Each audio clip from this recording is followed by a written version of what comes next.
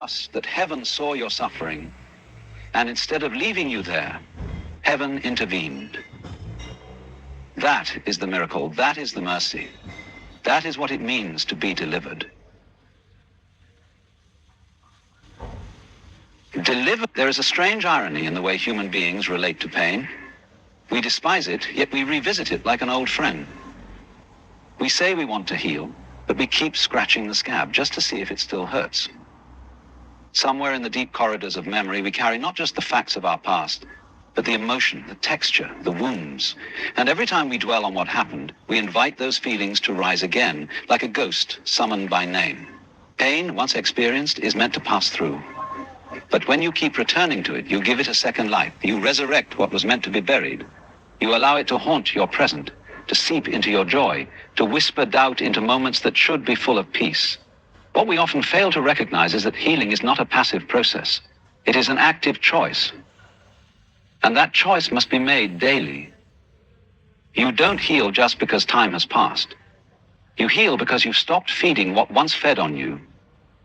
You heal when you choose not to replay the betrayal again and again. You heal when you resist the urge to pick up the phone and re-engage with the very source of your confusion. You heal when you stop idolizing moments that were never good for you, just familiar. And if God has already done the divine work of freeing you, why return to the same fire, hoping it won't burn this time? We often romanticize our scars. We hold them like proof that we've lived, that we've survived. But survival is not the same as thriving. God doesn't free you just to survive better. He frees you so you can finally live unchained. When you keep returning to what broke you, you're not proving your strength. You're simply delaying your peace. It's like leaving the hospital with your wounds stitched and then ripping them open because you're not used to being without the pain. There is a comfort in what we've known, even if it was painful, because it asks nothing new of us. But freedom asks everything. It asks you to believe that you're worthy of peace. It asks you to stop defining yourself by what you went through. It asks you to create new memories that aren't rooted in sorrow.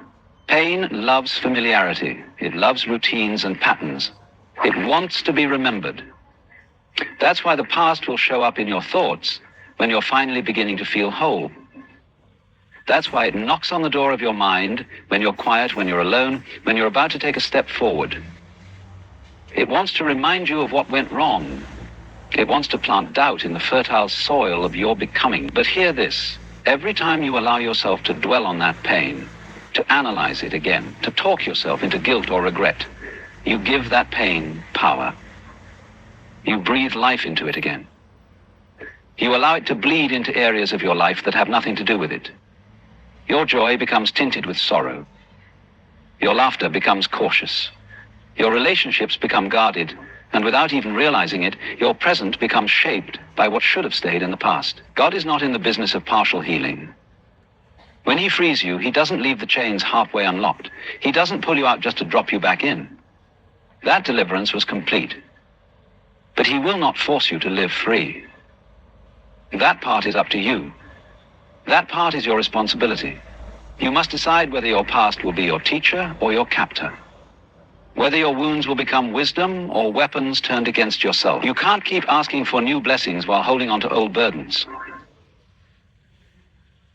You can't carry the weight of your past and expect to rise into your purpose.